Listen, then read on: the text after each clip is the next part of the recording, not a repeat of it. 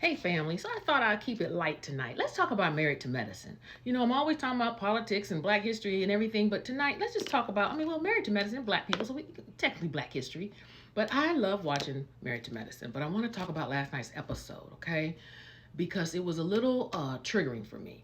All right. So for those of you who follow Married to Medicine, you already know that the couples are on their, annual couples trip in Key West, which looks beautiful, by the way.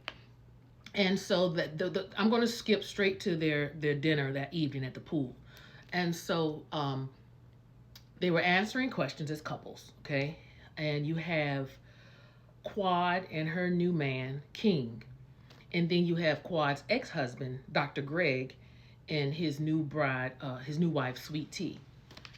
And all the other couples. But I want to just talk about the exchange between Quad and her ex-husband.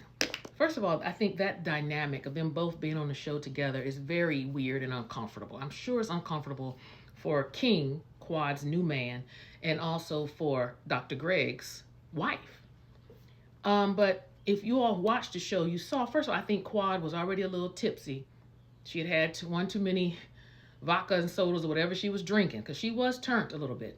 And I do feel like she was putting 100 on 10, talking about, her and King have sex 15 times a week.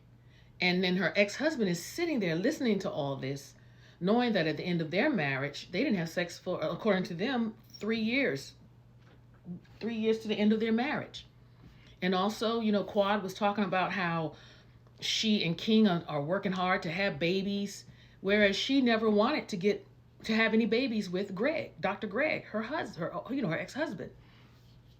And the way she was responding and acting, it was more than just the wine, the drinks. They always say a drunk mind speaks sober words. And I really believe that some really tumultuous stuff happened in Quad and Greg's marriage. And she did allude in the past that it had even gotten physical at times. Because she seems to be carrying a trauma from that.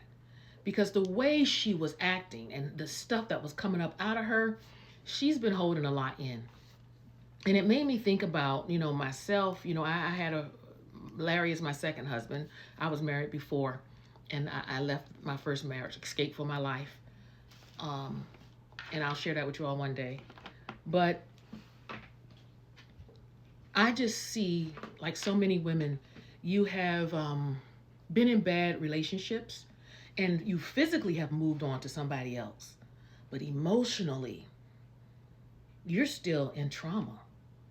And that resonates with me in so many ways. One is because my therapist and I are really digging deep into my traumas in my past, my childhood, and just working through that. And as women and as black women, many times we just keep going. Like after my first marriage ended, I didn't stop to have the well-deserved nervous breakdown I probably should have had. I didn't even stop to get therapy. I just kept going, kept going, kept going. And then one day you wake up and you're addicted to wine, or you've gained weight, or you're just bitter, or you're having a nervous breakdown, and what I saw in Quad was a black woman who endured a lot in that marriage. And I'm not just blaming Dr. Greg, because I believe it takes two to ruin a marriage most of the time. But she clearly is dealing with some trauma. And even though she's moved on with a new man who he seems like he is amazing, he loves her, he understands her, because he even alluded to that fact. After everything had settled down, he even told one of the other men, hey, I think Quad is she's still holding on to a lot of trauma from being when she was married to Greg, and how it's just going to take time. And yes, it will take time, but it's going to take some work. And a lot of times as women, you may think that, well, if I just get into another relationship, that'll help me. No, that stuff is hidden up in us. Trauma gets into our bones, our DNA, and it is really it's really serious.